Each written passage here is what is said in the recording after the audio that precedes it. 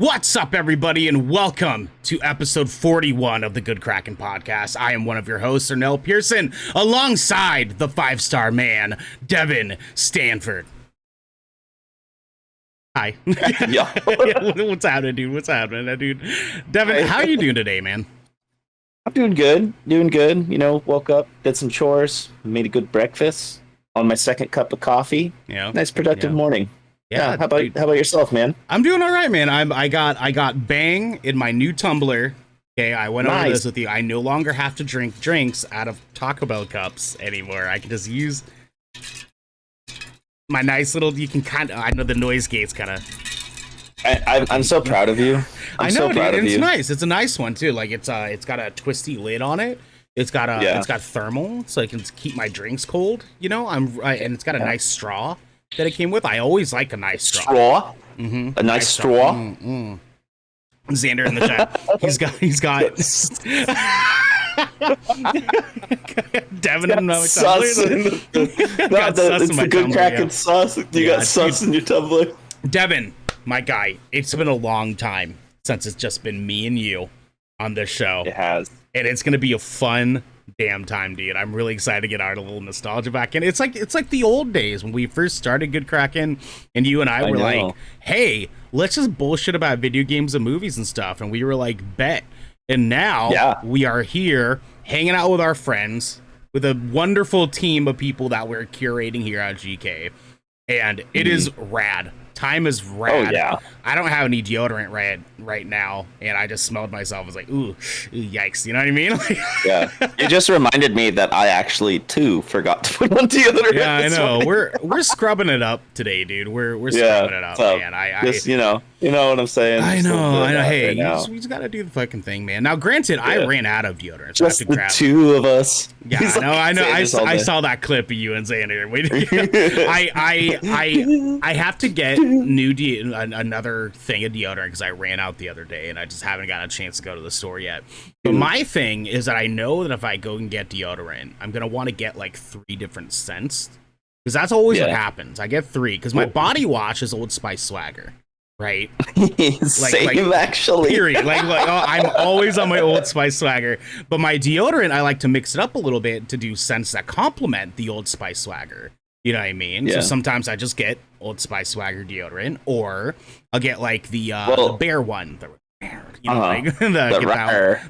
yeah, that one. Dr. Squatch rum scent. Yeah, I've actually been wanting to check Dr. Squatch out. That's the soap stuff, right? The body. Yeah, soap. well, yeah, they do deodorant too. Yeah. So they do shampoo and body wash and everything. They got deodorant. Ooh, okay. Yeah. I'll have to check that out, dude, because I heard that stuff's pretty dank. But you know what else is dank? Yeah. Devin? Oh, yeah. Our show, my guy. We are dank, my friend. And today we are talking about more dank stuff. That's going to be my continued happiness, Disney playing games, our predictions for this new console generation, and much, much more. Because this is a Good Kraken podcast, a show for nerdy, marginalized peoples, giving you the video game and pop media news, reviews, and discussions that you want to hear live every Tuesday at 7 p.m. and Saturday at 1 p.m., not Sunday. That's the day for God, Devin, and we are men of God. You shut your fucking mouth. If you're watching live, you can submit questions and topics to tinyurl.com/GK submissions to be a part of the show. Yeah, Xander's in the chat dying over that. If you're having a good time so far, you can watch us record the show live and ad-free by following and subscribing right here on twitch.tv/GoodKrakenShow. Maybe not subscribe, though, because we don't want Twitch to take our money. If you have Amazon Prime, you also have Twitch Prime, and we would love for you to give that to us or to help keep us pushing content out for all of you listening or watching at home. If you've emptied your pockets, though, for the latest and greatest on entertainment, that is totally fine. You can catch our episodes on your podcast service of choice at 8 a.m. the next day. But you can also support us by going to our YouTube channel, by clicking the link in the About section of our Twitch page and clicking that beautiful bell and big red button, or by subscribing to our podcast channel by searching Good Kraken with an exclamation mark and leaving a review. We have some plan of work for you, my friend. You can watch our VOD of the Back 4 Blood beta right on our Twitch channel. It was wild, and it was so much fun. We enjoyed it. There was a little bit of bugginess there because it is a beta. Things got a little tiniest bit little messy, and that's totally fine. You know, we still had fun regardless. It was a good show. Check that out. We will definitely be coming back to play more Back for Blood very soon. Please subscribe to our YouTube channel. We're still kind of owing into trying to get a URL on YouTube. That's the one thing we have not legitimized completely to its fullest extent yet. Please go on there, check that out. Nextly, we have the please use hashtag Twitch Do Better and hashtag sub off Twitch to support the movement on Twitter that our wonderful friend Raven has sort of flagshipped into this world, has given us birth to this fight for supporting marginalized creators, protecting marginalized creators on Twitch that are being ridiculously attacked right now. Please support these movements. Use that hashtag. Get it out there. Get the word out there. It is way more fucking important than you even understand. Husky in chat, I'm in such a sleepy state for a hot second. I thought, is this my bedroom? He's on one today. Dude, it's great, man. It's great. But you know what? We're also great. Devin, please give me some Nolan. Plot twist. Fuck,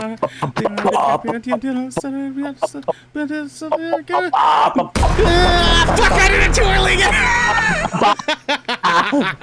Fuck, I'll do it again. Fuck it, I love this show, man. We do great. Christopher Nolan. Leonardo DiCaprio. Tom Hardy. Christian Bale. Our first little mini segment here is our little mini segment called Little Waves. It's the little on pun little on little because we are little and it's tiny and it's little, meaning that it's, whoa, what the fuck just happened here? I just closed a bunch of stuff. There we go. Okay, we're good. Sorry, I'm ruining everything again. Tech difficulties. It sucks because I move one window in the wrong direction and everything just comes crashing down around me. You know what I mean? Like I'm just trying to do my damn best as much as I can. You know, that's all we can ask for. We're just doing our best, Devin. And sometimes our best isn't good enough. Just like Cruella. Emma Stone closes a new deal to reprise her role as Disney's fashionable villain, Cruella. So apparently, oh, Blake, what's happening, baby, in the chat? Dude, I haven't talked to you in forever. How you doing? Oh, Blake. B-Crops, baby. So Emma Stone closed a deal for Cruella 2. Have you watched the first Cruella yet, Devin? Nope, I haven't either. I almost have zero interest to do so.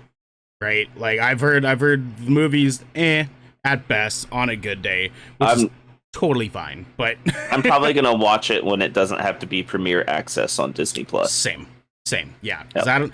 I'm fine with paying $30 for a Marvel movie or like a movie that like is gonna be good for like my kids and shit. But nothing about this movie like looked great for me or my daughter, so not really interested. Abandon's 5 gigabyte real-time experience patch is the 4-second teaser that Blue Box already released. Devin, have you been following this shit about Abandoned? A little bit. Like I'm like semi-aware of this and how everybody's talking about how this is supposed to be Silent Hills and like somebody was like, wait, does this have anything to do with Metal Gear? You know, it's like it keeps going back and forth, and obviously from like the little things I've seen, it looks like it caters more towards Silent Hill, you know what I mean? Right. But at the same time, I kind of like I'm just kind of watching it from afar. You know, cool. I'm not reading too much into it. Cool. You know? So the big old follow-up news here is that Abandon, Blue Box more specifically, released an app in which they were telling people we're going to be releasing our trailers and our teasers and stuff on this app. The trailer and teasers have been getting delayed over and over and over and over again. And they finally laid down a date. They said, this is happening. You can find the trailer in the app on this date, and it was the other night. So people went on there. There's even a guy who streamed for 74 hours in celebration for this game, in celebration for this trailer that they were supposed to release. It all came down. Time clock was done. They opened it, and it was the same fucking teaser they released the last time. And come to find out, it's because they found a last-minute graphical bug in the trailer they were going to release. Way last minute, like moments up to the countdown finishing. So they panicked and they just re-released the original trailer. God damn it. God ultimate damn it. Troll. Like, God ultimate damn it, dude. troll. I watched the stream of the guy who streamed for like 74 hours going up to the countdown, and the way his heart sank when he in the trailer, I was like, oh no. Oh no. Just imagine. Oh no, dude. It was so bad, man. It was so bad. Also, speaking of bad, Venom 2, Let There Be Carnage, has been delayed again. Sure. Wait. What? Yeah. Go ahead. You got thoughts. I was gonna say, I can feel it. I've heard a rumor. Because reshoots have also been happening in LA right now, and pretty much the whole cast of all the Spider-Man movies and everything have been, in LA right now. The rumor is there might be some cameo that they might have slipped in or something like that for like a post-credit scene because of all the talk with including Venom into the MCU/MCM or whatever. Yeah. So that's not confirmed, but that's just like what's kind of being talked about right now.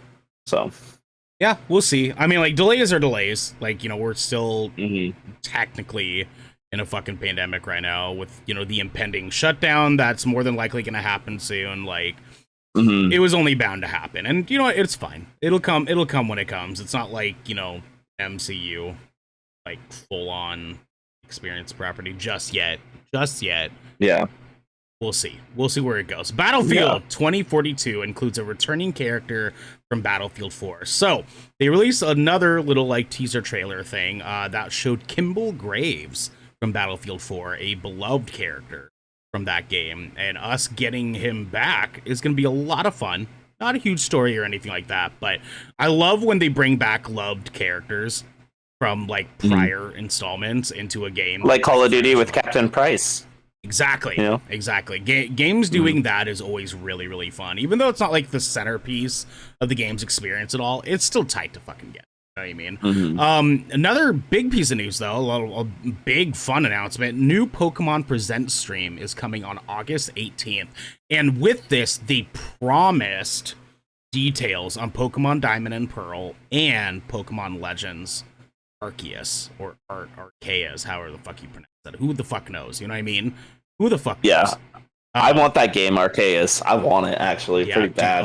Open world RPG Pokemon. Like, let's fucking go. Yeah. Let's fucking go. Yeah. You know what I mean? But yeah, Pokemon Presents is a good one. Us finally getting details on these games. Because Pokemon Arceus, whatever the fuck, it has an early next year release date, doesn't it? Like January. Yeah, January. Yeah. That's really soon for a game that is supposedly that ambitious.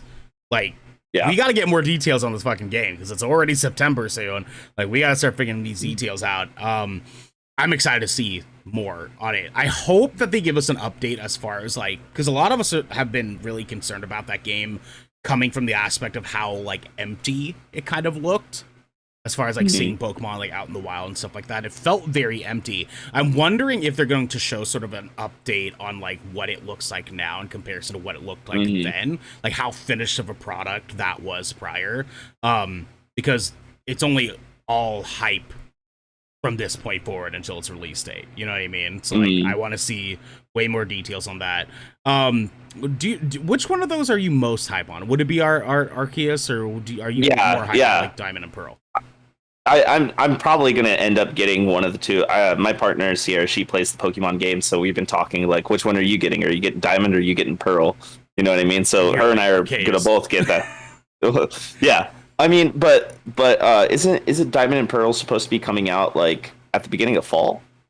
Am I wrong? I think so. It would make sense for them to talk about it now though, because that's one of the main installments. You know, so it's like it makes sense it's a remake too.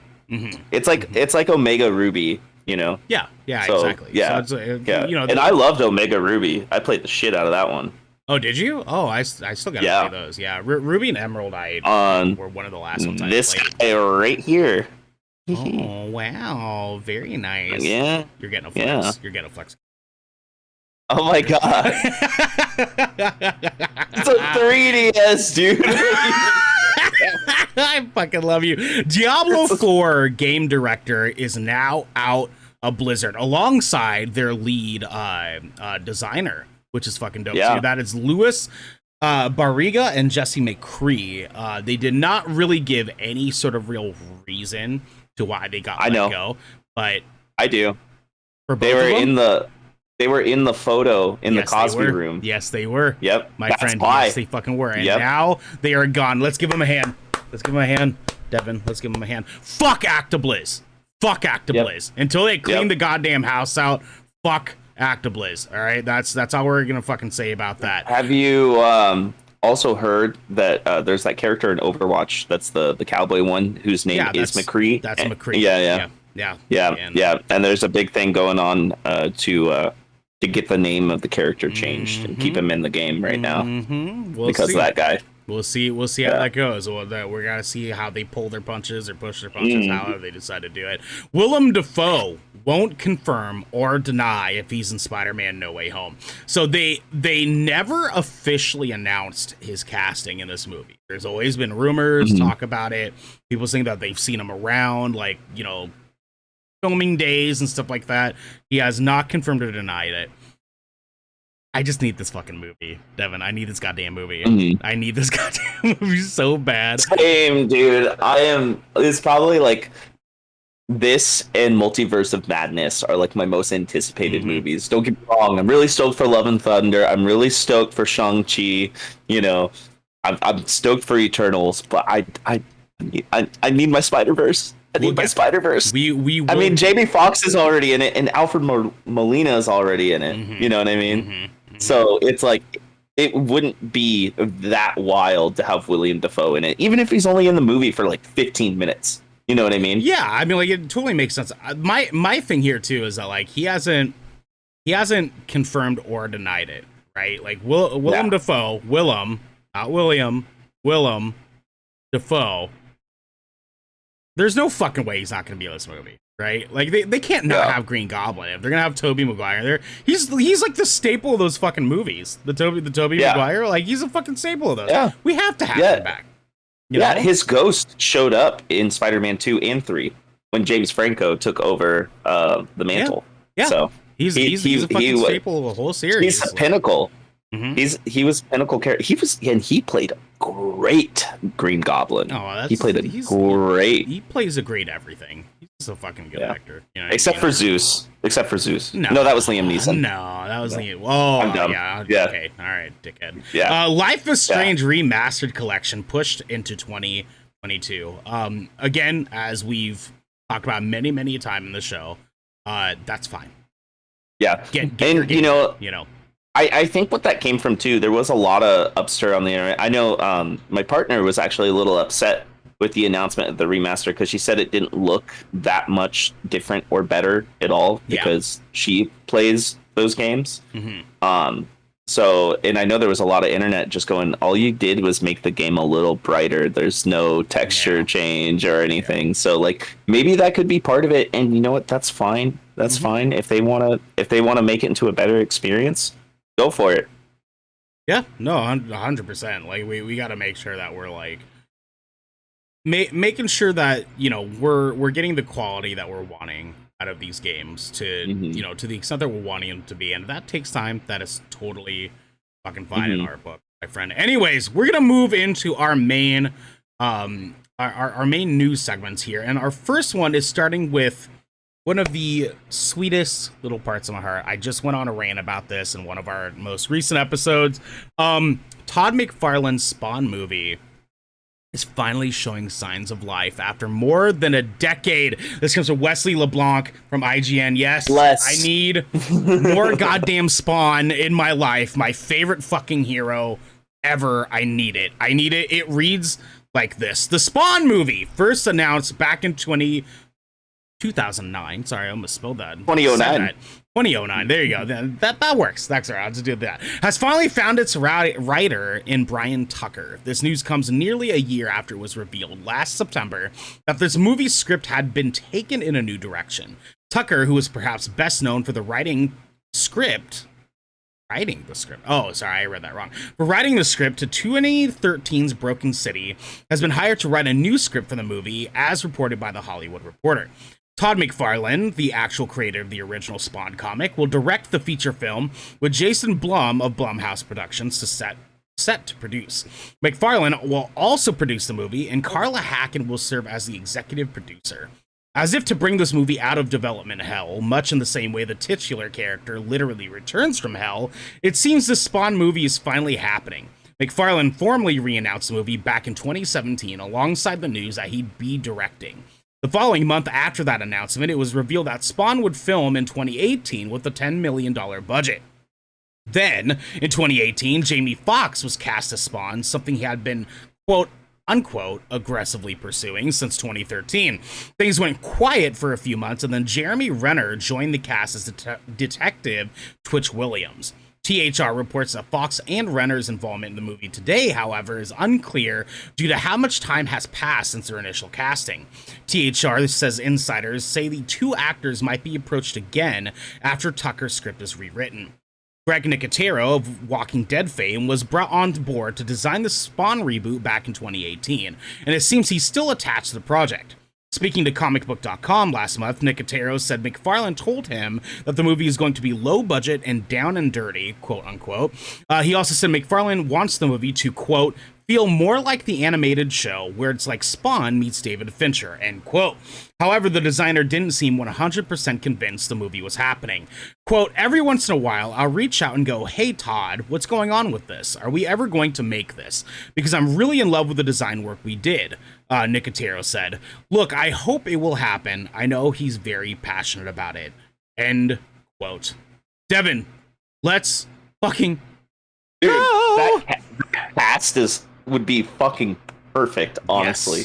Yes. Like Jeremy Renner and Jamie Foxx just seem like they would work really well together, honestly, just based off of the type of characters we've seen them already play. Mm-hmm. You know, like two completely different movies, but imagine like the attitude that Jamie Foxx had in Django and like the attitude that Jeremy Renner had playing as Hawkeye. Right. Being a smartass. Right. Like, dude, yeah. Because like Jamie Foxx could pull that badass, you know, cocky but like really confident attitude in that he did with that character, and Jeremy Renner brings in that Hawkeye kind of like smartass, you know, but like serious into that detective role. It would work great, honestly. I love the movie back in the day. I can't even. God, when did that come out? 1990? Like four, I think it is. Like 4 no, or 5. Like 6 or 8. I think it was 6 or 8 because I actually saw it in theaters with my parents. I was like, oh, okay. I was like 6 years old, I think. So I think it was 1998. Yeah, I saw that movie in theaters. It's old as fuck. It's old as fuck, and it did not age well. It is. What was his nemesis? What was the antagonist's name again? Well, which one? Satan or the Violator? The Violator. Yeah. Yeah. You should have Willem Dafoe play the Violator. Well, the Violator is supposed to be a fat clown guy in his. Form, okay. So. No, I mean, granted, the what's his name, Mario, whatever, who played the original Violator, he wasn't. You know, they just put him in a fat suit back then. But yeah, that's true. But you know, regardless, they could put any sort of creepy motherfucker in that. Colin Farrell put on some pounds for Penguin. You know what I mean? That's true. That's true. He did pull off that magic. Man, I'm excited for this. Being Spawn being my favorite hero character thing ever, period. Spawn has not gotten the treatment that he fucking deserves in the cinematic not at world. all. Like, we need more damn Spawn in this world so badly. Like, his character is so good. They just need to do it right, is my issue. And like there was talks too for a while there that pull a Death Note and have Violator CGI and Defoe play the voice. That'd be kind They of cool. could do that. I mean, Thanos is CGI, and he looks extremely real. You know what I mean? Yeah, they could do it. I mean, like, Yeah, Spawn isn't going to have the budget that MCU has, but, you know. that's true. They're not going to have a $350 million budget. So Yeah. So, but I mean, regardless, Spawn deserves it. Spawn deserves a really big budget. My concern for a long time was that, like, the last news that we got from this was that they were talking about making Spawn sort of a like horror movie sort of aspect, where Spawn, instead of being the main character, is going to be a like scary entity that the main characters are being like chased or like having to hide from and stuff, and having the main characters be like bad guys, and Spawn is, you know, making their lives a living hell. And I didn't want that. Like, I think there's space in our superhero packed fucking entertainment world to be able to get a story of Spawn that is going to be compelling and beautiful and dope and well acted by guys like Jamie Foxx and Jeremy Renner. We have so much good that can come from this. They just need to fucking do it. Devin, take our second story. absolutely. So yeah, Shang-Chi will be coming to Disney Plus after 45 days prior to the theatrical release. This is coming from Austin Goslin over at Polygon. Shang-Chi and the Legend of the Ten Rings, the latest film in the Marvel Cinematic Universe, will not be available on Disney Plus Premier Access the day it comes out in theaters. Instead, the movie will be part of a quote-unquote interesting experiment, says Disney CEO Bob Chapek. Debuting in theaters on September 3rd, but coming to Disney Plus just 45 days after the theatrical debut. Disney announced this Thursday during its quarterly investors call. July's Black Widow debuted on both Disney Plus Premier Access and in theaters on the same day. The day-and-date strategy proved to be fairly successful for Black Widow's opening weekend. The movie scored $80 million at the box office and $60 million from streaming in that weekend alone, which that's great. They well exceeded their budget. Yeah. Didn't they have an $80 million budget too for the? I think it was like 85 million, something like that. Yeah, no, they killed it, and that's just opening weekend. That's not counting the overall. I know the overall is like a couple hundred now, at least. So with that being said, though, they did struggle in subsequent days with a large drop off on its second weekend in theaters. On top of that, the movie's digital releases also sparked a legal battle between Disney and Black Widow star Scarlett Johansson, who claimed in a lawsuit that the movie's Premier Access release was a deliberate act on the part of Disney to undercut her contract. Why don't they just give her a portion? I don't know. It's not a difficult thing to think about, you know? Anyways, quote, we will always continue to do what's best for the film and what's best for our constituents? Words are hard. Constituents. Yeah. See, I don't know. I'm dumb, guys. Okay. All right. But anyways, that said, Chapek, he's a CEO. That's why he uses big words. Yeah, for sure. So he gets paid them $6-figure bucks, right? Actually, well, more like he probably makes like 9 figures. Let's be real. Well, kind of. Yeah, I mean, like, it's kind of what we were talking about earlier. Like, fine, you know, sure. Like, the thing that sucks the most is because of the state that we're in right now in the country. We're like, we're gonna get another shutdown. Like, there's no goddamn way we're not going to get another shutdown. If we do, I'll be fucking surprised. Well, I mean, like, not surprised, because I'm not fucking surprised by anything in this goddamn country. If we don't, you'll be surprised if we don't, is what you were trying to say. Kind of, you know, like, look, like, we need another shutdown. I want us to have another shutdown. I don't firmly believe Americans give a fuck enough about other people to do another shutdown, but if they do, great. My thing here is that, like, Disney, I feel like, is only making this call because of what happened with ScarJo and them trying to patch up those ramifications of them trying not to get sued even fucking further. But it's like, there's so many people that benefited from digital day and date releases with theater releases. Like, it was fucking rad to be able to just watch Black Widow at home if I wanted to, you know? Yeah, The only thing I have is like if there was such black backlash like that, from like ScarJo, why don't they just rework their contracts with these actors and just add in the same percentage value they would be making box office wise? I You mean, know what I mean? I don't want to come off like ignorant to how the movie industry is because like I am Yeah. like I don't know how contractual things Yeah. like that work in Hollywood, and like who knows, like maybe they can't edit contracts after it's been finalized Yeah. and done and stuff, which is fine. Like I get it. The thing that sucks the most though is that like I'm sure ScarJo would have been fine if they would have just given her the payout that they promised her. Yeah. Like if they would like, hey, like we had to make this adjustment. We're still gonna pay you the money that we, offered you in the first place. Here it is, enjoy. And we wouldn't fucking be here talking about this now if that was the case. Yep. Like it sucks. Like they can't afford to pay her that much money. I mean, it is. I mean, she is kind of coming from a place of privilege. Let's be real. I mean, contracts are contracts. Yeah. You know what I mean? But Disney's also Disney, and they make like $1 billion a day. I know. You know what I mean? Man. But in the meantime, though, sure. I mean, like I told you before, like if my theater movie going experiences going forward, even with me being fully vaccinated starting next weekend, is more than likely still going to be trying to isolate as much as I can. Like if I do go to a movie theater, it's gonna be early on a Sunday morning or something like that. Where like nobody's in there and I can have an entire area to me or me and you, like people I know are not going to be sick. And that's fine. I cannot stop thinking about how much this fucking sucks for people with disabilities, people that are, like way more touchy on this pandemic stuff right now. Like we cannot endanger people for the sake of entertainment. Can't. And so like we have to do what we can, and that means like sometimes now, unfortunately, if they keep going this direction, we're gonna have to miss out for a month and a half on some movie experiences because they just won't decide to just take the step to, okay, it's gonna get this on a digital platform.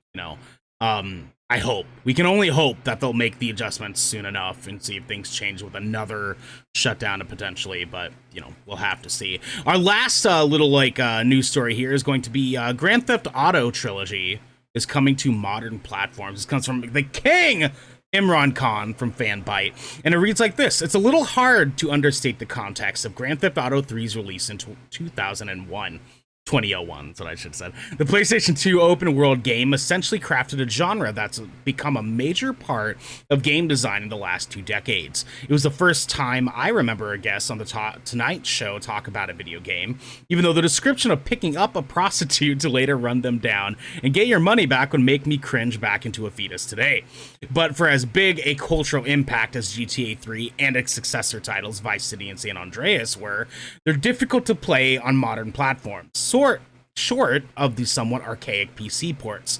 It seems that Rockstar might be remedying that problem with an upcoming Grand Theft Auto collection reported on by Kotaku. According to Kotaku, Rockstar is preparing a collection of Grand Theft Auto 3, Vice City, and San Andreas as a remastered collection for PS4, PS5, Xbox One, Xbox Series X and S, PC, Stadia, mobile, and even Switch, making it the first Nintendo console to have a 3D Grand Theft Auto game of any stripe. The updated games will reportedly have an updated user interface and slightly updated graphics, but will largely be faithful to the PS2 originals. An expected release is in October or November this year, so fairly soon from this date, indicating the likelihood of a digital-only release. Are you hyped, Devin? I am, actually. Yeah. I definitely want to see the differences in the graphical fidelity, like between like a Xbox Series X and a Switch. You know what I mean? Yeah. Because I might pick this up on the Switch, to tell you the truth. Okay. Because like being able to have something like a sandbox like that anywhere I go, just something I could literally like, if I bring my Switch with me and I have like 30 minutes to kill for whatever reason, you know how easy that is to kill those 30 minutes in just free roaming in a Grand Theft Auto game? You know what I mean? Like that's what I used to do all the time when I was a kid. I played Vice City a lot, and I played San Andreas a lot. I started with 3, but I only played it all the way through. But when Vice City came out, I would always go to that hotel right there on the beachfront. And I always wanted to have a shootout and see how many stars I could get. So I always did that all the time when I played that game. Used the cheat codes to get all the guns and stuff like that. Like my favorite thing. Speaking on cheat codes, and I know this isn't included in this, but you remember in Grand Theft Auto 4 where you had to use the phone to put in the cheat codes? Yeah.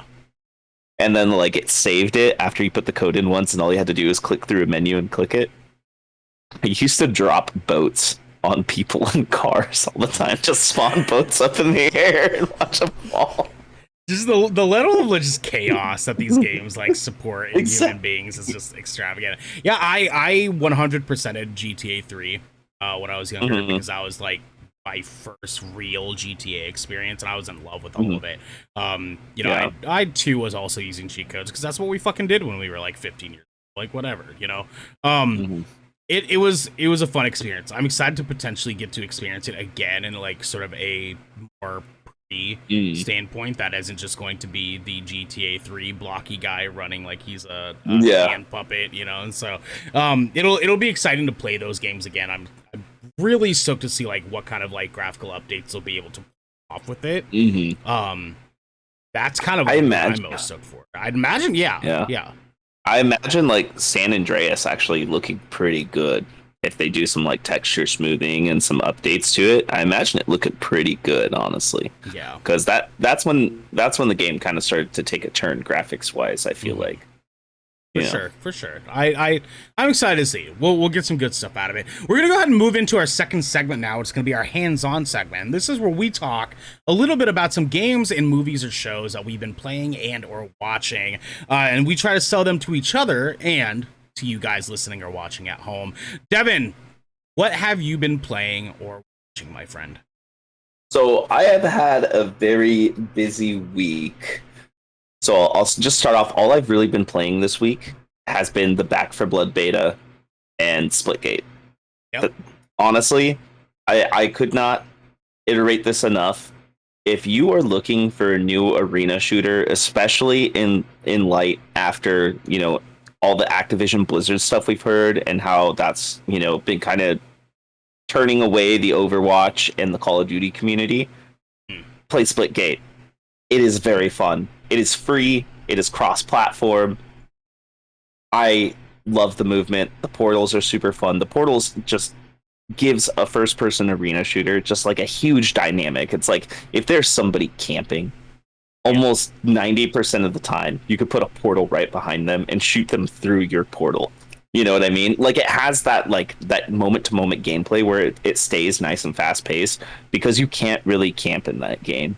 Like you can, but someone's going to get you anyways. It doesn't matter. Yeah. You know, so it eliminates that aspect because like that's one thing I would hate in Call of Duty all the time. Just someone that's just too sweaty, just gets up in the highest point in the map, and they just have the perfect setup because all they do is play Call of Duty for 15 hours a day. You know what I mean? And they sit there and they have a sniper rifle that one-shots everybody and you can't get to them.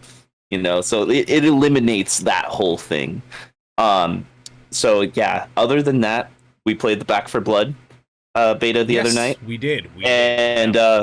Outside of the connection issues that we came into, which still far better than the Ascent. We couldn't even play the Ascent. We played for each time that we tried, it was like 30 minutes of actual gameplay and an hour and a half of trying. Like, see, this is way better than fucking the Ascent for sure. That game is fun. The only thing I have to say, because I want everybody to just go check it out right now, it's free on every platform and it's cross-platform as well. Don't walk on the birds and don't shoot the birds. Shoot the birds? Don't do it. Birds. Shoot the birds? Like bird. shoot the cars. Shoot the bird. And like, so that's all I want to say about like video game stuff. And I'm not diving into this, but I watched the first episode of What If. If you love Marvel, I still have to watch it. Go watch it. Go watch it. Please, just go watch it. That's all I gotta say about it. And we'll have more to say about it as episodes come out. But just go watch it. Mhm. Okay. Well, man. Well, I did have a little bit of time to play some stuff. So the first thing I Mm-hmm. want to talk about is actually my a little bit quicker one, just following up on Mm-hmm. my adventure through the MCU or the Marvel Netflix Mm-hmm. shows. I finished Luke Cage season 1. Hype. So good. So hype. So good. It has some level of cheese to it that I'm like, Yeah. sometimes it's a little on the nose, but they sort of like are self-aware of how Yeah. cheesy it is, because every time that something cheesy gets said, they have another character say something that's like, okay, like that's like kind of Yeah. like acknowledging how corny that dialogue was, but it Mm. kind of makes it where it's like perpetually corny because they're reacting to that self-awareness. Kind of makes it even cornier. I wish they would just own it. But it was dope. It was a lot of fun. Mm. I kind of wish the final fight with Luke Cage and Diamondback would have Mm. been more. I Yeah. guess it kind of just turns into like a, wrestling match in the middle of the fucking street, and I'm like, Hmm. okay, like, not literally, obviously. I don't want to give any spoilers or anything for anyone like me who hasn't watched it yet, but I just wish it would have been more. It's a superhero movie. I just wish it would have been gone full superhero. But it was fun. It was dope. I'm in Iron Fist right Whoa. now. Well, what happened? Whoa. What happened? What's happening to the stream? Uh-oh. What's happening? I don't see it. I don't have her stream up. It's like here. I'm gonna refresh it just to see if it's on my end. Oh, okay. Let me know. No, it looks bad. It looks bad. So it looks like someone took a magnet to a TV. Oh, is it doing that? Oh no, it's good now. It's good now. Yeah, It's yeah, good. Some, Whoa. I don't know what it's been doing. I don't know if it's like my internet. It's like if I have to restart my router or something. But it's been acting a little fucky lately. Like it looks fine on my end. I don't know if it's the signal getting pushed onto Twitch or whatever, but we'll figure it out as we go. Anyways, Yeah. I'm It's in good. Iron Fist now. I'm excited to follow up on that. It's been fun. I feel like I'm liking Iron Fist a little bit more now that I have the context of the rest of the shows behind it.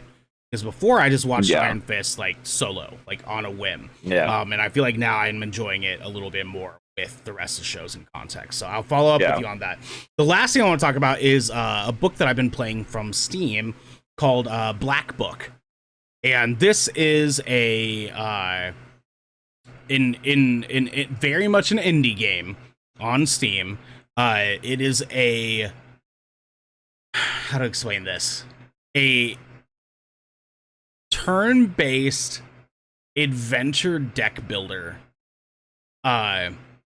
story game thing. Because it uses, so it's turn-based combat, and it is a sandbox like open world adventure thing.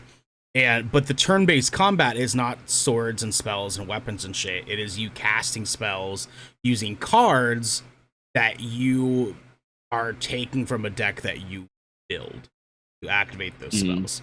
It is a what I am reading based on my studies. It is a Slavic mythology story about a girl who is trying to save her village. Long story short, don't want to give any spoilers. And you run into a lot of like Russian mythological creatures and stuff. And you are casting spells as this little girl who is trying to go through her adventure and such. It's a very interesting game. The graphics are like, as far as like the characters, but the environmental graphics are very pretty with like the lighting and how they do things. I think Garrick would really like this game. Because it is very indie. It is very specific in style. I think he would really, really enjoy this. And anyone else at home that is super into indie, like weird indie games, this one will more than likely be for you. I don't think I'm going to finish this game. I'm about 3.5, 4 hours into it.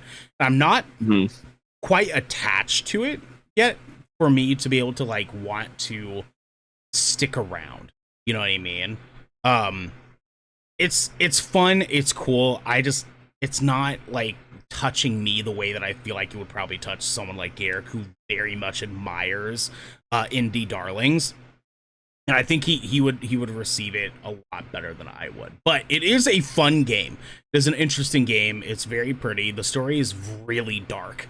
it is a really dark, fucked up kind of story.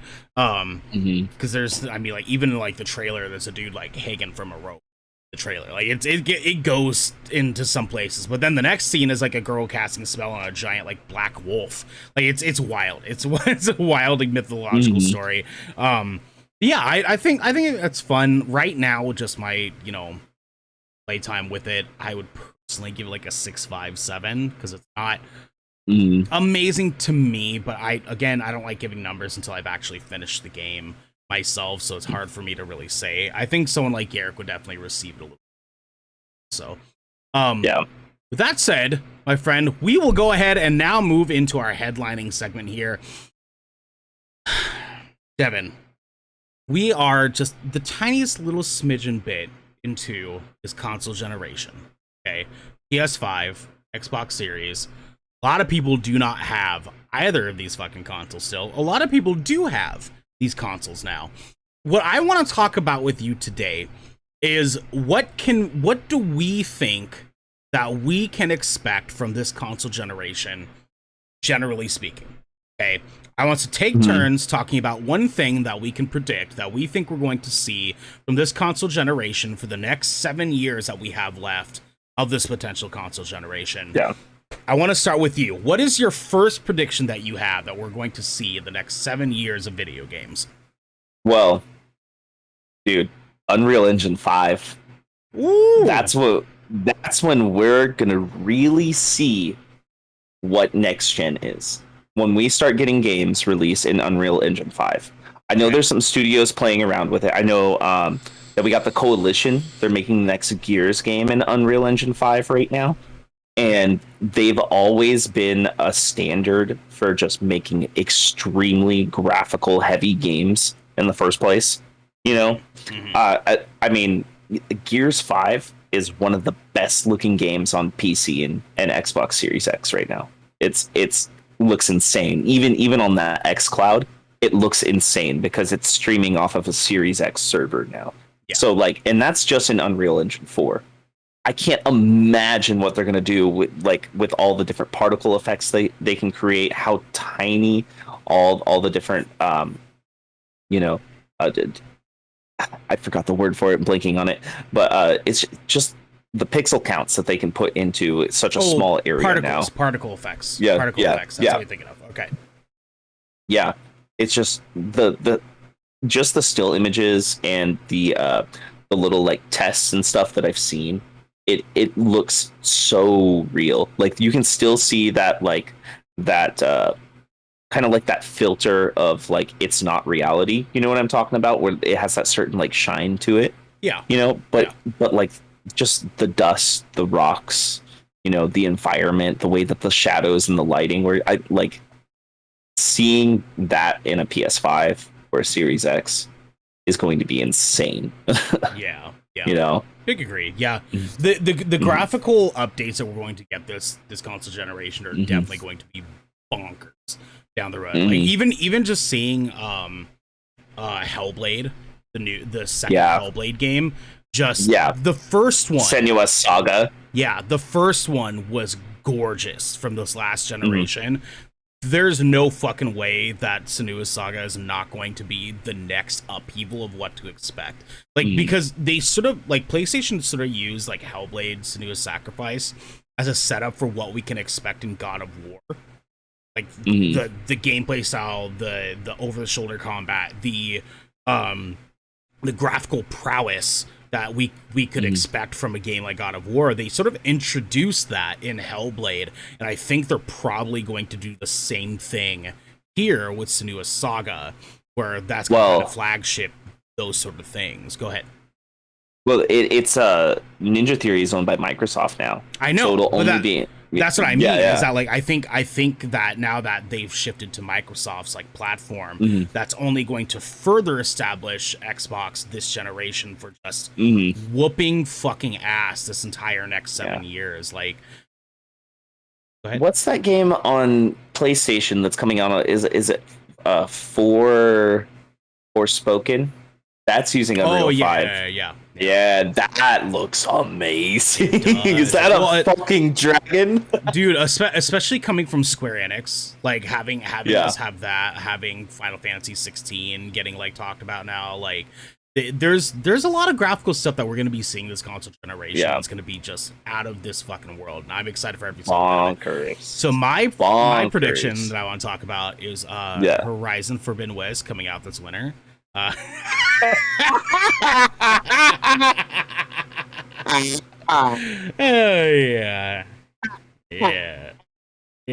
We both know that's not happening. I'm sorry. I know. You know, I have hopeful, wishful thinking. You know what I mean? No, the big thing that I want to talk about is actually focus on Xbox here. How big Game Pass is going to be this generation already, how big it already is, and how that only puts PlayStation in a position to have to compete. They have to fucking find a way. We're gonna see whether it is them just doing it with PS Now, whether they come up with an entirely new branch and just turn PS Now off, something like that. They have to do something to compete with Game Pass, or they're not going to be able to hold themselves like up on the pedestal that they were with the PS4 generation come the PS6. So they have to set themselves up. They have to establish something. And I think that's going to come right around year 4 of this generation is probably when we're going to get something like that. I want to see two things like on this from Sony. Okay. I want to see them integrate PS Now or whatever Game Pass equivalent thing they end up coming up with PlayStation Plus. Yeah. Make it the same thing, because that's how you compete with Xbox, because there's a lot of people switching to Xbox now because of that. They're like, I can get Fallout and Elder Scrolls and Doom and Halo and Gear. I can get all of that day one. I can get Forza day one. Oh my god, MLB The Show is free on there, but not on Sony? What? You know what I mean? Like we're seeing so many people switch over now just because of that fact. The second thing I want to see out of that from Sony, like on the same thing, I'm not saying put that platform on PC, but release your exclusives on PC more frequently. I think they're not going to have any choice but to have to do that eventually, because like, even just if we look at the rise of the amount of gamers that are now on PC, generally speaking, with the rise of Twitch streaming, the rise of just like PC gaming generally, the rise of obviously the amount of GPUs that are trying to be bought, and that's why we are where we are. Like, there's obviously PC gaming is becoming way bigger now than it ever has been before, and PlayStation's gonna have to ride that wave. They're gonna have to like swim in that fucking sea, and like that means like they're gonna have to start doing some PlayStation ports more frequently. And if they want to make money, if they want to make real money, they're gonna have to fucking do that. Yeah, and like another thing on top of that, like we know that the chip shortage is going to go on longer, like a lot longer. Yeah. So, And Xbox kind of has that in the bag, in the sense where like all their games come out on PC as well. And that's how they got such a huge audience. That's how Game Pass is getting so huge, because it's on PC and Xbox at the same time. Last that I remember, they said they have over 30 million subscribers to Game Pass right now. That's 30 million people either paying $10 or $15 a month. And that's why they were okay with that business model. There were interviews that Spencer did with a bunch of different platforms that were like, are you guys not worried about the money that you could be losing off this? And he was like, dude, no. Like, we have plenty of money. Like, we are fine with doing this, because in the long run, we're only going to make more off of it. Yep. It's like a guaranteed streamed revenue to them, and there's the most beautiful, genius fucking business model for them to go after. They're like guaranteed like at least $400 million a month. Yeah, right now. Yeah, and here's the other thing: Xbox is Microsoft. Microsoft is not worried about money, guys. They're not going to be fucking worried about it, dude. Like, they're set with it, and so it's interesting to see like what they could be doing with that. And I just hope that PlayStation has an answer for it like sooner than later.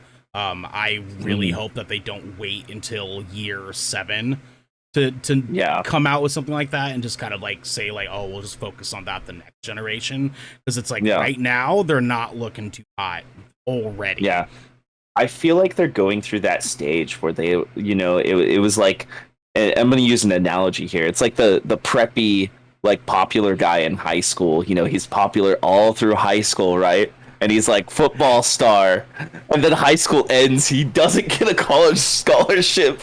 So now he's sitting there, he's like, and he's not the popular guy anymore, and somebody else is, because they were kind of like the underdog throughout all of high school, and now they're going up, they're going to college, doing all this cool stuff, scholarship, playing sports, and the other guy's like, damn, what do I do now? Am I supposed to change this so I can be like that person?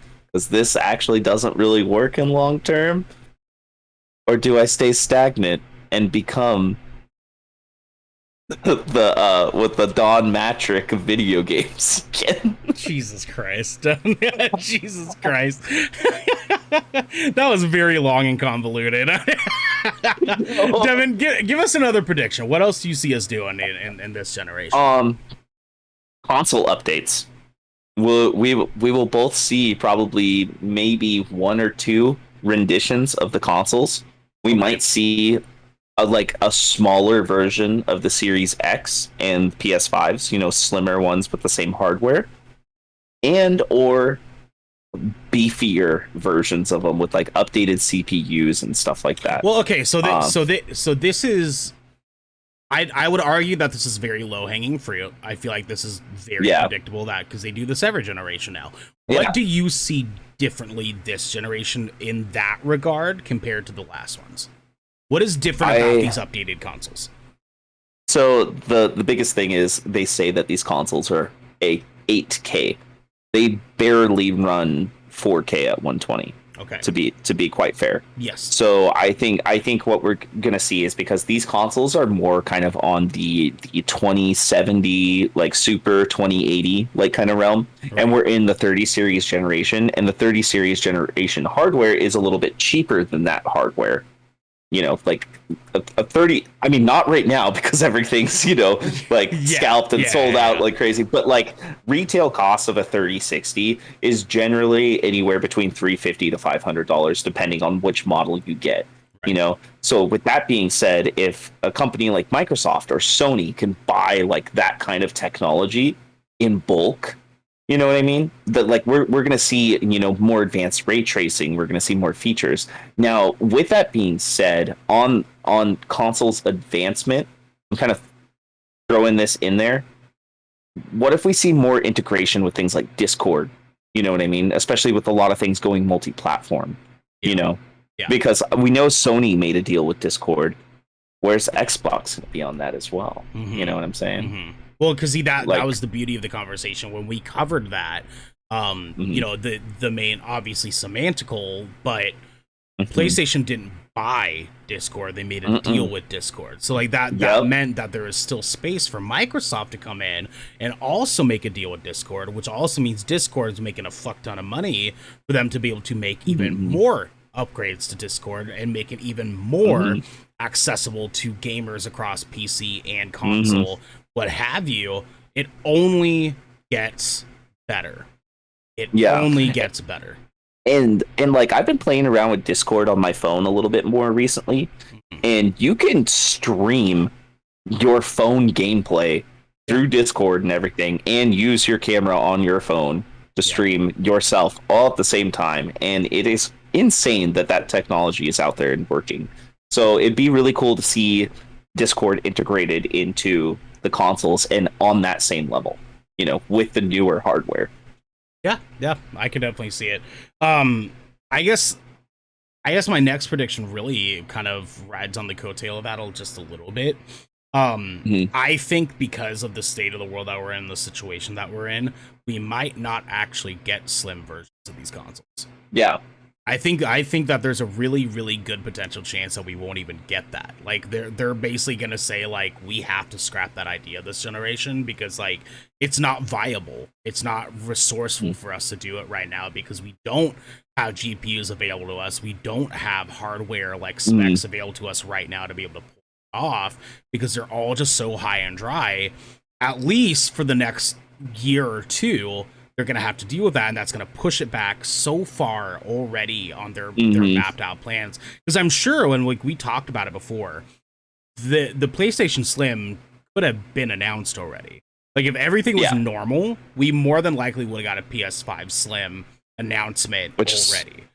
Which is what I want so bad. I just want a little PS5. But I can see them basically just saying like, look, like the PS5 Slim, let's just call it that, quote unquote, wouldn't have been coming out for another, year or two later anyways. And now we have to wait another year or two in order for us to get the hardware we need to develop these consoles. Like, why don't we just say fuck it and just move on to the PS5 Pro? With that being said, any time that they like introduce a slim model, they usually discontinue the original model. Mm-hmm. So that could just be the next launch of the PS5 stock. You know what I'm saying? Once they get, because they're not going to stop making consoles this whole time. Yes, there's a shortage, but they're always going to have console drops. What I mean? They're not just going to stop. They can just use all those assets and stuff like that and all the materials that they're getting and like relaunch it in a different model. That's what Xbox, I mean, granted, this isn't when there was a shortage, but that's just what they typically do. Like Xbox did it with going from the VCR big box version down to the One S. PlayStation did it going from the original PS4 to the PS4 Slim. You know what I mean? But so it's not. I think it's still very likely that it'll still happen because they'll just reuse that material in a new design. You know what I mean? Yeah, but it's exactly like you said. There wasn't a pandemic then. Like this is way bigger implication than like what we've been looking at the past 2, 3, 4 console generations. Mm-hmm. Like they just don't have the resources to be able to do it right now. And it's proven. It's otherwise they would have fucking done it already. Like if they wouldn't hesitate to do that. It's like I think the biggest focus that they would have, right, is like in the event that they decide not to do a PS5 Slim, for right, they would literally just have like. There's no point in doing a PS5 Slim when people still don't have PS5s.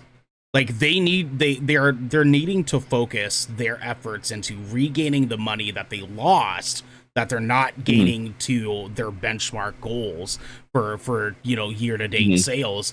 They have to make up for that by continuing to sell PS5s at the market price that they want to sell it for to regain that money before they even start thinking about releasing a new console that's going to cost less than the money that they were expecting to have year to date fiscal sales.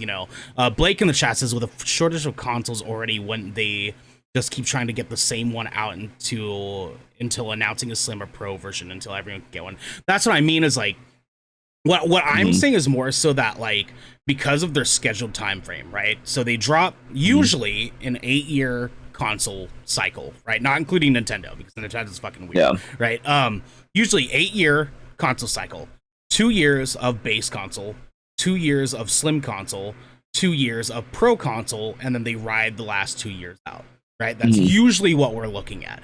If now the schedule is pushed back 2 years because of GPU shortage, because of resource shortage, now we're looking at a window where we have to look at base console for 4 years, and then maybe a Slim console for a year and a half, and then move into the Pro console for the last 4 years, essentially, because that's the maximum version of that console.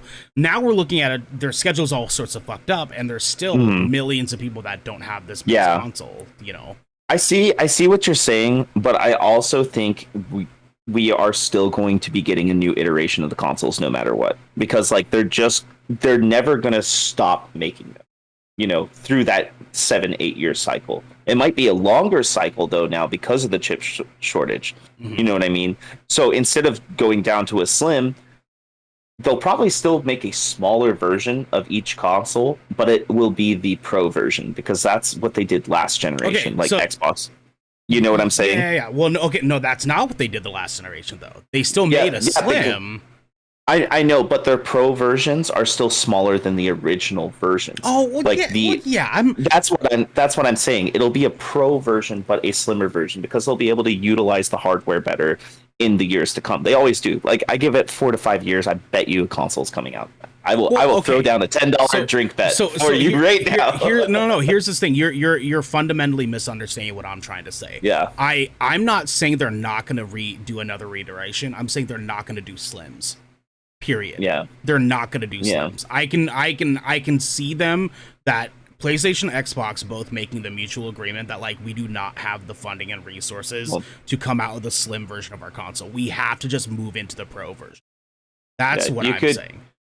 You could argue that Xbox already came out with the slim version in the Series S. For sure. Yeah, and that was a beautiful fucking concept for them. Yeah. I mean, like, granted, like, if we're talking like semantics of like what is considered a slim console, like PlayStation technically already did too, because that's what their, non-disc version is.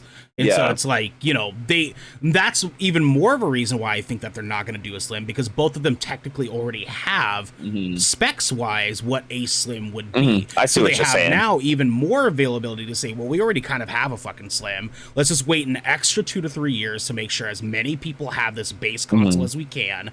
They can save up money even longer, and now we can just move straight into the pro version of our console, and we can ride that for 4 years still instead. I just don't think they're going to do a slim. Yeah, and going back to when I brought this up, that's why I said slim and or pro versions. Oh, go fuck yourself. You know what I mean? I did say that too, so you can check the book later. So I just want to let you know. I get what you're saying. I said or. I said or, you motherfucker. You motherfucker. Devin, give us a talk. give me another prediction, you dickhead. All right. This is kind of low-hanging fruit as well, but this is something that is semi-rumored and something I would actually be really excited to see. Okay. The Xbox Game Pass dongle system that they were talking about releasing. So you just plug it into your TV without it being an actual console, and it works off of, streaming xCloud and Game Pass. Okay. It might have some sort of very small memory. Like maybe they can come out with a couple different editions. Like they can have the little USB like Fire Stick style thing, or they could have like a little box. Do you remember the PlayStation TV? Something similar to that. Like, what if PlayStation like hopped on that train too and like reiterated the PlayStation TV, because it'll probably be cheaper hardware for them to manufacture and get a hold of on both ends. So we might see a big push in this console generation as well. That's just kind of playing off the conversation that we just had too. I agree. We're gonna see a lot more streaming, I think, come from this console generation, and Xbox has already had the push. We have Amazon with Luna, which is, starting to gain some momentum. There's the NVIDIA. What's the NVIDIA one called? I heard it's actually really good. There's a NVIDIA streaming service. Is it? It's not the Shield thing, is it? Let me look this up. I don't think that's released yet, has it? No, I know that Christian from the DLC podcast uses this all the time. I've heard him talk about it. Okay. Video. Yeah, because I mean, like, go ahead. If you found it. It's just NVIDIA streaming is what it's called. Streamer service. Bad name. Yeah, that's a bad name. Yeah, but I heard it works really well, and they could relaunch that. You know what I mean? With a new name. I think we'll see a big push in the streaming way, moving forward. And, PlayStation's going to have to do it, like we said, to compete. We were talking about they need to do something. Both manufacturers need to do something and come out with something a little bit different to feed that hunger, because there's so many people who want to play these new games on these new platforms, but they can't. Like, especially for PlayStation, they don't have any other way to play Ratchet and Clank besides playing it on the PS5 right now. Yeah. Yeah. So. Yeah, I definitely agree. I don't really have anything else to add to that besides, yeah, I'm 100% on board. You're right. It's they have to really, because the big thing about, gaming industry stuff, right, is like they're constantly having to like sort of like do this cycle of like for 5 years we're working on this thing, Mhm. and it needs to roll out in 5 years, and we need to kind of like continue to come out with new things, new technology, new ideas all the time. They're going to do it, like in one way or another. Both PlayStation and Xbox are going to do it, and yeah, I definitely agree. Like, we'll see a big focus on streaming here. I want to move away from the Xbox PlayStation talk for a second, as we focused a lot on them for the past like 20 minutes. I think the Steam Deck is going to be way bigger than we think it is. It's going. Yeah. I think they're gonna have a rough startup for the first 3 years, like 2 or 3 years, where like they're gonna kind of like drip feed like people like coming in, getting the product, trying it out for a while. But the right people are gonna get that console in their hands, and it's gonna blow up 2 years after they do it, when people are starting to talk about how useful it is for streamers, for content creators, for gamers, just across the fucking board. Because this thing is not just a handheld. You can dock it. Like, there's a lot of different things that come with benefits from this Steam Deck. And like we mentioned earlier, PC gaming is only more popular now than it ever has been. And that ease of access is going to make that so successful in the long run. Go ahead. You look like you're in jump in. Go ahead. What you can basically say is it's also doubles as an Xbox handheld, because all their first party games come out on Steam as well. Yeah. You know what I mean? So like this could be your way, not saying this is the best way to play it, but you could have Halo Infinite mobile. You can have Gears of War mobile without having to stream it through xCloud. And you could argue this is going to probably be the next Game Pass machine as well. Like, I actually want one of these really bad. I do. But I'm gonna wait a little bit before I get one. I'm gonna see if they, how it is on launch, because I do want to get the big boy one, the $700 edition, because I want to have all the bells and whistles. Like, with you saying how beneficial that is for streamers, I've been thinking about getting a second PC build going, so that way I can do my PC streaming more fluid. Yeah. If I get one of these instead for half the cost and dock it, dude, and just I'll just run that. Just capture card it into your main PC. You're done. Yeah. You're done. Yeah. Like, you don't even have to fucking do that. Yeah, I can hook up controllers to the dock. I can hook up mouse and keyboard to the dock. I can do anything. Yeah. It is. You could argue that this is also a mobile Xbox console, like I said too, and you just dock it and you have everything there. This is just another very good thing for the community, honestly. And like, I'm sorry, Nintendo, but I don't care about your OLED. I don't. I don't care anymore. Retweet. Like, I really don't care. Like, cool, it's silver. Wowee. yeah, I know. Well, I mean, like, obviously, like, there's still talk about a Switch Pro. The sense, like, they're still, they're going to do it because the Switch is massively popular across gamers all over the world, right? They're still going to do that. It's just the OLED is just cool. You have bigger, brighter screen. I do like the dock. The dock looks great. The dock does look great for the OLED, and you can buy that separately now too, because that actually has a lot of new functions to it. Like, it has the Ethernet cable plug-in. Yeah. But yeah, no, I might buy the dock, but not the OLED, honestly, because I have been wanting a second dock in years. I just need to get another Switch again, anyways. Like, I sold mine a long time ago. I haven't been on the Switch platform for a while. I need to get a new one. I mean, if you don't have one, then yes, it's worth it. If you have one, it's not. There's no point in getting. Yeah, no, exactly. Devin, let's do one more prediction each. What do you got for your last prediction of this console gen? Give me a big one. Give me a good one. Oh, man. Give me a hot take. I want a hot take out of you. A hot take? Yeah. Hot take? Hot takey? Mm-hmm. Brought to you by Devin. Yep. I pretty much said a lot of mine, so I'm trying to think of something off the whim. Why don't you go first real quick and let me come up with one more. I know I can, but yeah. Okay, cool. So I think we're going to get Horizon Forbidden West in winter 2020.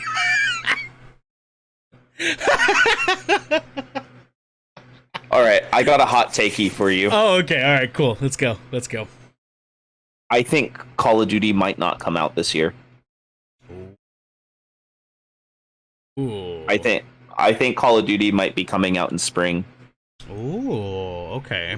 Yeah, Because you saw that especially- they had some leaked info get out about Call of Duty Vanguard, and I don't want to talk about it too much because fuck ActiBliz right now. Yeah, but on the subject of fuck ActiBliz, a lot of people who work on the Call of Duty games are boycotting Activision Blizzard right now. Yeah. So it's very likely that this game could get delayed at this point. Plus, we haven't gotten any trailers for it yet. We usually start getting trailers for the new Call of Duty right before E3. That's the usual route, or we see it at the championship sports games and stuff like that. You know, we haven't seen anything, and I think it might get delayed, especially with the pandemic too, especially with what's going on at Activision Blizzard. And to be quite honest, they might think about just doing that because they probably also think a lot of people aren't going to buy that game right now with everything going on, you know? So I could see that happening personally. I could see it missing the holiday mark. Or if it does come out this holiday, it's going to be right at the end of the year. You know what I mean? Not the usual like October release. Yeah. Yeah. So, okay. Yeah. Okay. I can see that. Yeah. I guess my final prediction that The Last of Us Part 3 is going to be the greatest game in existence. So I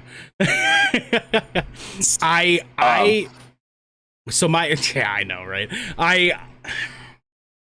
My biggest thing that's in my brain that's sitting in this gen is just so much that things are so different this time around than they ever have been because of the pandemic, because of digital streaming, because of the comeuppance of Twitch streamers and content creators. Like the playing field is so different now. I think that this generation is going to finally be the generation near the end. Granted, I don't think they're going to do it right away. That Sony, Microsoft, and Nintendo are finally going to stop doing the console wars.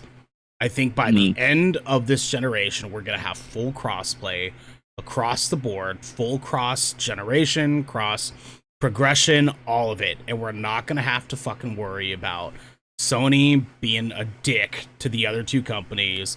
Nintendo and Microsoft's relationship together is going to spring a lot of these companies wanting to continue partnerships, continue getting their acquisitions, because obviously, like, you know, like what Microsoft did with Bethesda is like, it's just another acquisition. Like, it's fine. Like, I don't mean console wars between like games having exclusives. I'm saying the console wars as far as like PlayStation not allowing PlayStation people to cross-play with other consoles. I think they're eventually going to cut that the fuck out by year 6, and we're going to move into the next console generation with full crossplay, full cross progression, all the bells and whistles on that end of things. We're finally going to be able to just have a game and say we can play it with our friends. I mean, Sony is so petty to the point where like they will not show each other's console icons on other platforms. Like I noticed this when I started playing Modern Warfare when it came out. If I'm playing on Xbox, I can see that somebody's playing on a PC. It'll show the PC icon. But then for the PlayStation people, it's just a generic ass controller icon.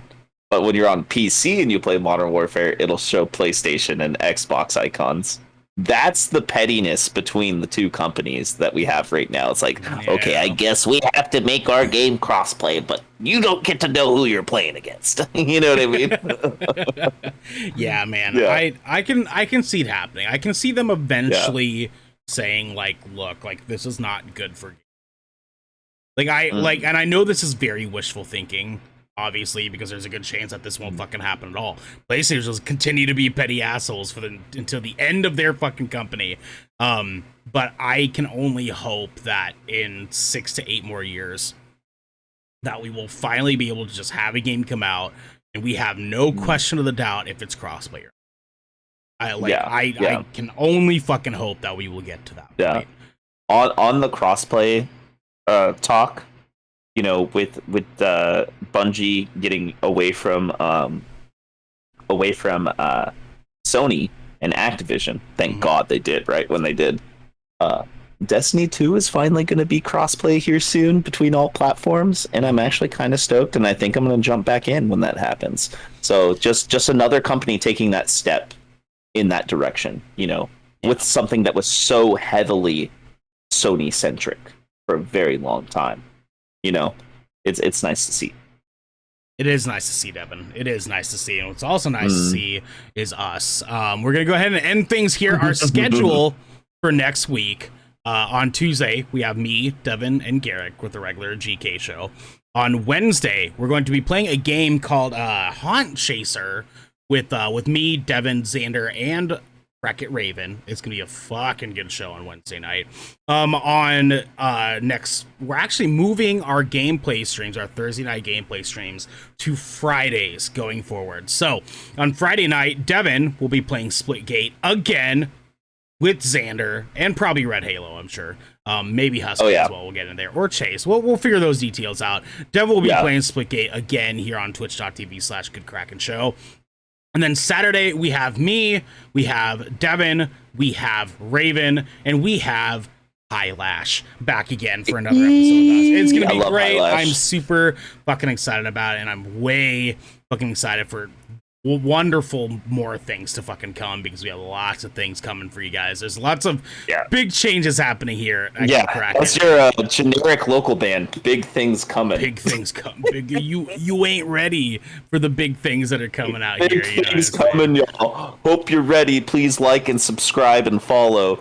Once we get 300 likes, we will release it.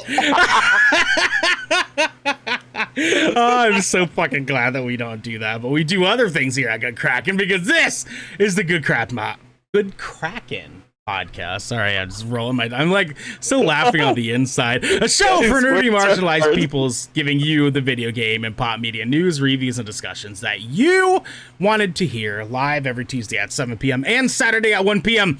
right here on twitch.tv/Good Kraken Show. If you enjoyed the show, you can support us by subscribing below, going to our YouTube channel, by clicking the link in the About section of our Twitch channel and clicking that bell and big red button, or by subscribing to our podcast channel by searching Good Kraken with an exclamation mark and leaving a review there. But until next time, my friends, be good to each other. Good mackin'.